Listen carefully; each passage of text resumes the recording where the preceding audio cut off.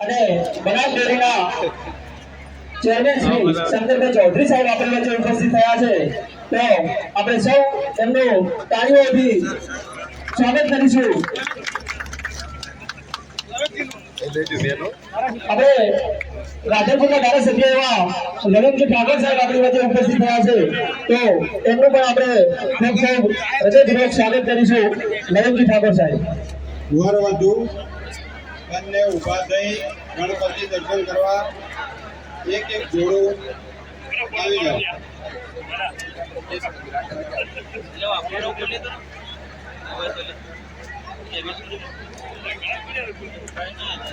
ગુજરાત વિધાનસભાના અધ્યક્ષ અને બનાસ ડેરીના ચેરમેન એવા શંકરભાઈ ચૌધરી સાહેબ આપણી વચ્ચે ઉપસ્થિત થયા છે, એમને આપણે આવકારીએ છીએ, એમનું સ્વાગત કરીએ છીએ। સાથે સાથે રાધનપુર વિધાનસભાના ધારાસભ્ય એવા નરેન્દ્ર ઠાકોર સાહેબ પણ આપણી વચ્ચે ઉપસ્થિત છે, તો એમને પણ આપણે સ્વાગત કરીએ છીએ। વર અને કન્યા ગણપતિએ દર્શન કરવા માટે દરેક જોડું અહીંયા આવી જાય।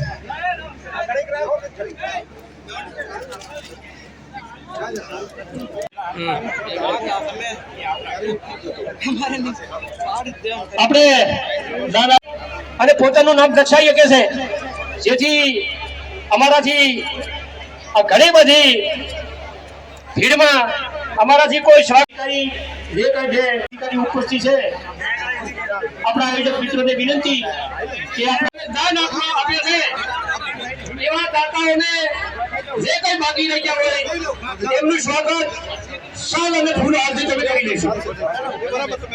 આયોજક મિત્રોને વિનંતી કે હવે નામ લોકડાનો જે કોઈ દાતાઓ છે સ્ટેજ ઉપર આવે, આયોજક મિત્રો એમનું સ્વાગત કરીએ છીએ। અનુભાઈ ડોક્ટર સાહેબ એ પણ એકત્રીસ સિદ્ધાંત દાતા છે, એમનું પણ સ્વાગત કરવામાં આવશે।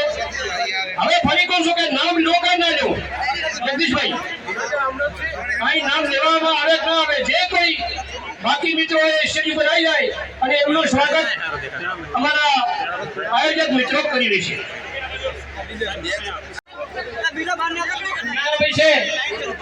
એમને પણ પોતાને બે શબ્દો કહેવા માંગે છે।